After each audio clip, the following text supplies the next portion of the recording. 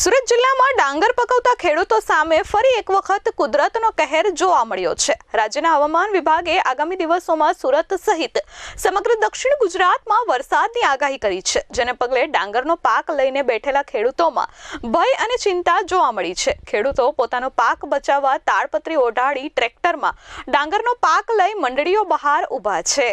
સુરત જિલ્લામાં કમોસમી માવઠું પડી રહ્યું છે, જેને પગલે ખેડૂતો રાતા પાણીએ રડી રહ્યા છે। સુરત જિલ્લામાં મોટા પાયે ડાંગરની ખેતી થાય છે, પરંતુ આ વખતે ડાંગરની ખેતીને કોઈની નજર લાગી હોય તેમ એક પછી એક વખત વરસાદ પડતા ડાંગરનો પાક પલળી રહ્યો છે। થોડા દિવસો પહેલા વરસાદ પડતા ખેડૂતો ડાંગરનો પાક સુકવવા રોડ પર આવ્યા હતા અને પાક હજુ તો સુકાયો ન હતા ત્યાં ફરી વખત વરસાદ પડ્યો હતો, ત્યારે અત્યારે પણ હાલ એવી જ હાલત થઈ ગઈ છે।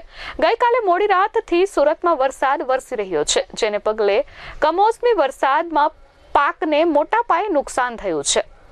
સુરત જિલ્લામાં તૈયાર ડાંગરના પાક પર ફરી એક વખત પાણી ફરી વળ્યું છે। ખેડૂતોને જણાવ્યા અનુસાર અગાઉની કમોસમી વરસાદી સિઝનમાં તેમના પાકને પહેલેથી મોટા પાયે નુકસાન થઈ ચૂક્યું છે। હાલમાં હવામાન વિભાગની આગાહીથી ગભરાયેલા અનેક ખેડૂતો પોતાનો પાક બચાવવા માટે તાત્કાલિક ડાંગર મંડળીઓમાં જમા કરાવવા પહોંચી ગયા છે, પરંતુ ત્યાં પણ તેમને આરામ નથી અને ભારે સંઘર્ષની સ્થિતિ છે। સુરત જિલ્લાની ડાંગર ખરીદી મંડળી બહાર દ્રશ્ય એવા હતા કે લગભગ 1 કિલોમીટર લાંબી ટ્રેક્ટરોની કતાર લાગી ગઈ હતી। દરેક ટ્રેક્ટર ખેતરમાંથી કાપીને લાવેલા ડાંગરથી લદાયેલા હતા। ખેડૂતોના જણાવ્યા અનુસાર તેઓ સવારે 6 વાગ્યાથી મંડળી બહાર ઊભા છે, પરંતુ હજુ સુધી તેઓને અંદર જવા માટેની પરવાનગી મળી નથી। ખેડૂતોનું કહેવું છે કે ગોડાઉનમાં જગ્યા જ નથી। અમે તાડપત્રી ઢાંકીને ડાંગર બચાવવાનો પ્રયાસ કરીએ છીએ, પણ આ કેટલો સમય ચાલે? ડાંગર લાંબા સમય સુધી ખુલ્લામાં રાખવું યોગ્ય નથી। નરેન્દ્ર સિરાણા મુરત કોટન પ્રમુખ શ્રી, મારી નમ્ર રજ છે સરકારને કે આ જે વરસાદ વહેલો આવવાથી જે ખેડૂતોને નુકસાન થયું છે એ તરફ દ્રષ્ટિ કરી કંઈક વિચારે એવું હું માગણી કરું છું। અમારે ત્યાં ગઈ વર્ષે 34,000 ગુણ ડાંગર આવ્યું હતું, આ વર્ષે પણ 18,000 થી 19,000 ગુણ ડાંગર આવી ગયું છે અને ચાલુ જ છે, છતાં વરસાદને કારણે હમણાં બંધ રાખવામાં આવ્યું છે। એટલે સરકારને અમે તો એક જ એ કરીએ છીએ કે આ તરફ જોઈ, ખેડૂત તરફ જોઈ ને કંઈક વિચારે એટલું એમ। હવે મંડળીની તો પરિસ્થિતિ એવી છે કે જે મજૂર હોય ખાલવતા તે એટલે બધા ટ્રેક્ટરને ટોલીને બધું આવે છે કે એઓ થાકી જાય એટલે 10-15 ટ્રેક્ટર આખા દિવસમાં ખાલી થાય છે। એટલે અહીં ગાડી ગોડાઉનમાં અમારે તે રીતેનું કામકાજ ચાલે છે। બીજું કે અમારા જે કમ્પાઉન્ડમાં આજે પણ એટલા ટ્રેક્ટર ઊભા છે કે એને ખાલી કરતાં 2 દિવસ થાય એવું છે। કમોસમી વરસાદ ડાંગરના પાકને ભારે નુકસાન કર્યું છે। ડાંગર મંડળીમાં આપવા ખેડૂતોને મંડળી પાસે ટ્રેક્ટરોનો ભારે જમાવડો થયો છે। ટ્રેક્ટરમાં તાડપત્રી ઓઢાડી ડાંગરના પાકને ખેડૂતો બચાવવાનો પ્રયાસ કરી રહ્યા છે। ખેડૂતો મંડળી દ્વારા ડાંગર લેવા માટે ઝડપી પ્રક્રિયા હાથ ધરાય તેવી માંગ કરી રહ્યા છે, ત્યારે બીજી બાજુ સરકાર દ્વારા ખેડૂતોને ઝડપથી વળતર આપે તેવી મંડળીના પ્રમુખો અને ચેરમેનો પણ માંગ કરી રહ્યા છે। આ સાથે મિલરો દ્વારા ખેડૂતોને યોગ્ય ભાવ આપવા સરકારને અનુરોધ કરવામાં આવ્યો છે। જસવંતસિંહ ખેર, બોલાવ કોટન મંડળીના ચેરમેન।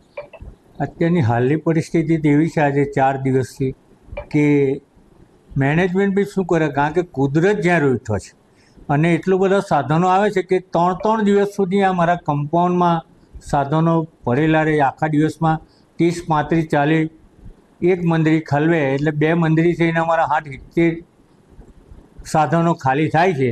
બાકીના સાધનો અહીંયા સ્ટોરમાં જ પડી રહે છે, બાપરા સાય ઉઢાડીને તાટપટ્ટીઓ, અને આમ તો બહુ મોટું નુકસાન છે। અને આજે તો ખેડૂતોના ઘરે તો 380 અને 350 રૂપિયા ભાટ માગે, હવે ક્યાં 450 ને 500 ને ક્યાં 350।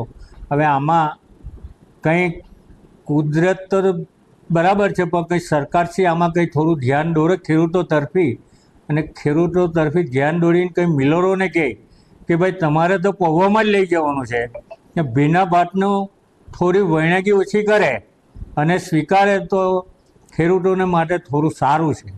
નહીં તો પછી ખેડૂતોની ખૂબ ભયંકર દશા બુરી આવવાની છે। જોકે મુકેશભાઈ આમાં અમારા ધારાસભ્ય ખૂબ જાગૃત છે અને એમણે ચિંતા બી વ્યક્ત કરી છે, તો સરકારશ્રી આ તરફી કંઈક ધ્યાન દોરે પ્રધાનજી, તો કંઈક ખેડૂતો માટે હિતનું થાય એવું લાગે છે.